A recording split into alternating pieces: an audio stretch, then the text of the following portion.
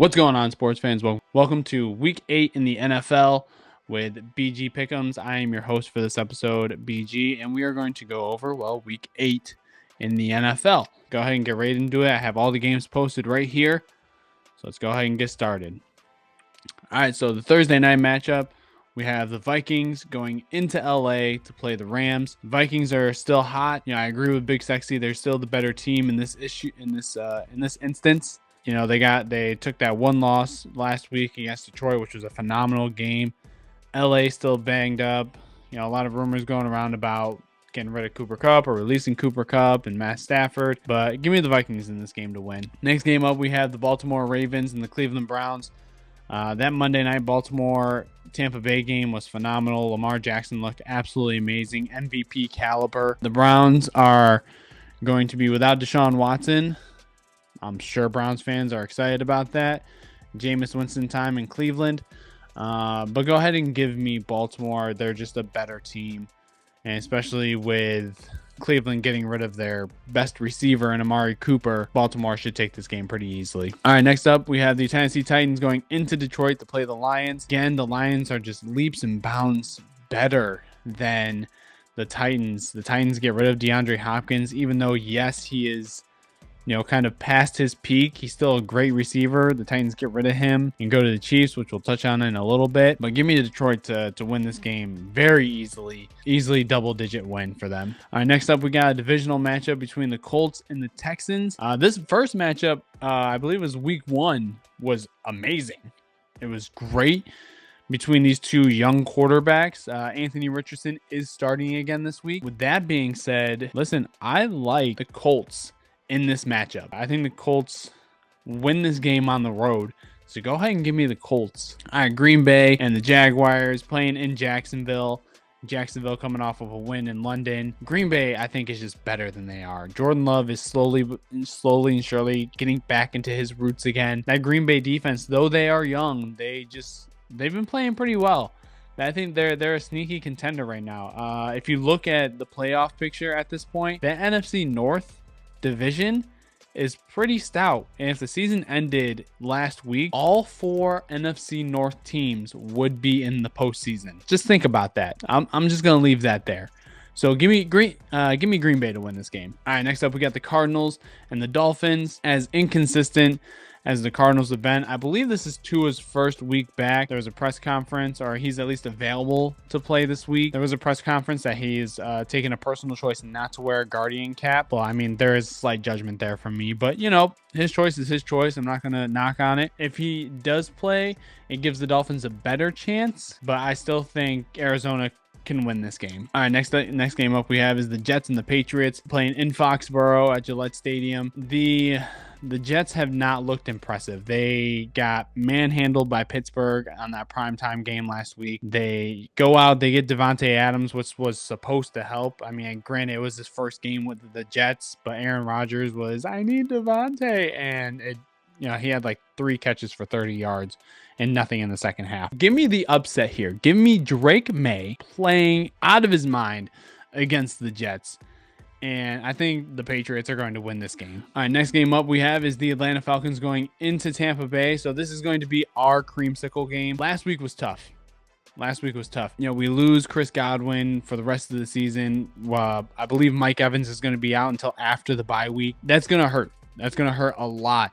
That really dims down our chances to win this game, which is a game that we absolutely need. I think we can still be competitive in this game, but I have a lot of doubts about winning this game now, without 2 of our star receivers. So our next man up is Cade Otton, which, I mean, that's a lot of pressure on him. And then, we have a very young rookie class at receiver, and our most tenured receiver, our most experienced receiver is Sterling Shepard. And so it gives me a lot of question marks on this game. So give me Atlanta to win this game.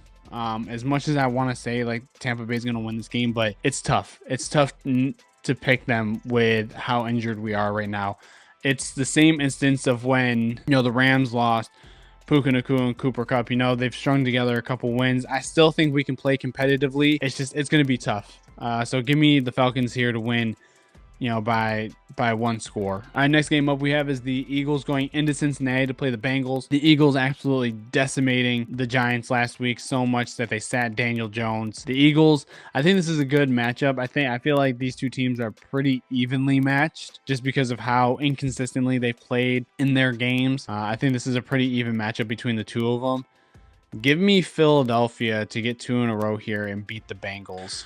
Next game up we have is the Saints and the Chargers playing in LA. The Saints have just dropped off the face of the earth at this point. They started out 2-0. They were averaging 45 points a game. Now they're averaging, I think, like 15 points a game. They got beat by the Broncos last Thursday night. Not even just beat. They got their ass cut off, handed to them on a plate. I'm pretty sure the Drew Brees chant during halftime lasted more than the time of possession for the Saints. And I didn't even watch the game, but I'm like 90% sure.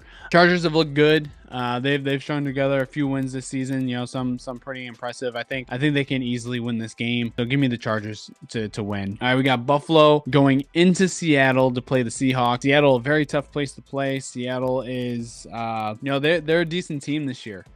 And I think with the struggles of the NFC West, I think they have a pretty good shot at winning the NFC West. I really do. I mean, San Francisco hasn't looked all that great. Arizona hasn't looked all that great. And really, without their stars, LA, the Rams haven't looked all that great either. So could be Seattle's division to win, honestly. But Buffalo's a tough opponent, right? They add Amari Cooper. He makes a pretty immediate impact in that offense. Give me Buffalo to win on the road here.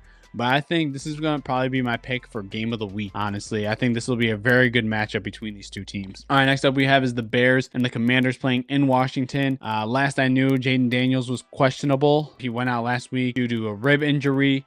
Marcus Mariota took over. Now, granted, they were playing the Panthers, so probably if you're going to get hurt during a game, that's probably the game that you want to get hurt during. So that way you can kind of rest. It was almost a rest game for him. If Marcus Mariota plays this game, I think it can be a good game, but I think the Bears defense might be a little too much. Obviously, they're a lot better than Carolina. Jaden Daniels does play. I think this will be a very highly competitive game. This could potentially be another game of the week pick if Jaden Daniels plays. I'm going to bookmark that. If Jaden plays, game of the week contender. If Mariota starts, the Bears are going to win. Give me the Bears with Mariota. Give me the Commanders with Jaden Daniels. I'm just going to bookmark that for you guys. Next up, we have the Broncos hosting the Carolina Panthers. Now, here's an interesting thing. The Broncos have a chance here this season to sweep the NFC South. They beat Tampa Bay early in the season. They just beat New Orleans, pretty easily, and now they're hosting the Carolina Panthers, which should be a very easy win for them. Bo Nix is playing great. Sean Payton is still Sean Payton. He's a fantastic coach. Hated him when he was in New Orleans. I love what he's doing in Denver with Bo Nix.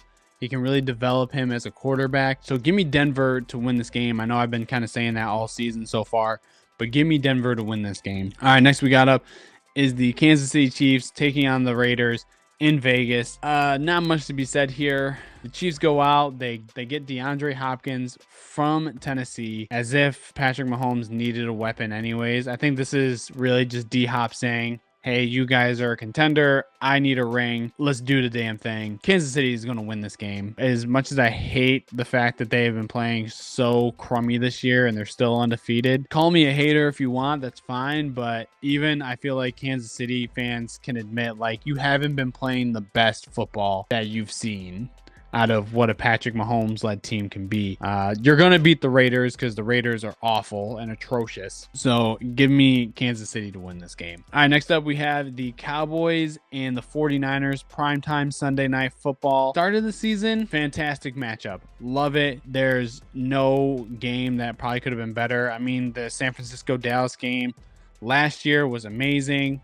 We had the iconic George Kittle flashing his F Dallas shirt after he scored a touchdown. This year, or now, jumping ahead to week 8, after everything that's happened and how down the Cowboys have looked, and how inconsistent the San Francisco 49ers have looked, this game is, I don't think it's primetime worthy. I mean, it's got a lot of history behind it, and I think that's really the only thing that it's got going for it at this point. Big Sexy took Dallas in this to, to mess around and just win it. I'm going to say the same thing with San Francisco, even with all their injuries. They're playing at home. I think they play better at home than they do on the road. Although, saying that, Dallas has also played better on the road and has struggled at home. Oh man, this is tough.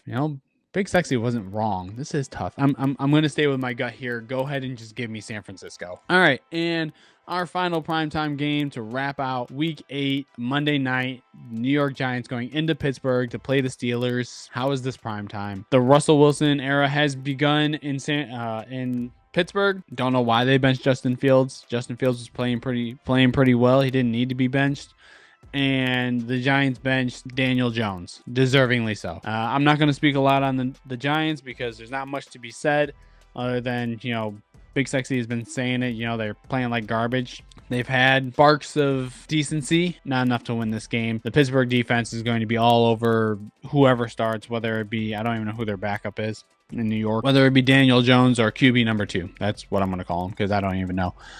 Give me Pittsburgh to win this game and close out the Week 8 slate. All right, guys. Hey, that wraps it up for BG Pick'em Week 8. I appreciate you guys tuning in and watching these videos. Make sure that you are subscribed to our YouTube channel. You have the notifications turned on so you know when all these videos come out. Follow, like, comment, do all the things at KFR Sportscast. Just check the ticker below here. If you like my picks, go ahead and comment. If you don't like my picks, also go ahead and comment. Other than that, look forward to seeing you guys again, or talking to you guys again. Be on the lookout for my Week 7 recap of the Tampa Bay game with one-on-one with BG that is coming. So appreciate you guys tuning in. I will talk to you guys later. Peace out.